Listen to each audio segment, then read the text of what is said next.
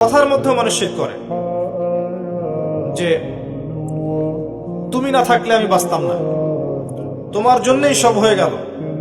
এই যে বলি তোমাকে ছাড়া বাঁচবো না, ভ্যালেন্টাইন্স অনেকে বলেছে তোমাকে ছাড়া আমি বাঁচবো না, শিরক। কথা বুঝতে পারেন নাই? ডাক্তারটা ভালো ছিল বিধায় আমার মাকে বাঁচানো গেছে, নাবিক ক্যাপ্টেন ভালো ছিলেন বলেই জাহাজটা ডুবে নাই। কথা বুঝতে পারছেন? যে কেমন আছেন ভাই, জি আপনার দোয়ায় ভালো আছে, এটা বলি না আমরা, আপনার দোয়ায় ভালো আছে। আল্লাহর রহমতে অতঃপর আপনার দোয়ায় ভালো আছে বললে শিরক হবে না। আল্লাহর রহমতে, আল্লাহর ইচ্ছায় অতঃপর আপনার দোয়ায় ভালো আছে বললে শিরক হবে না ইনশাআল্লাহ।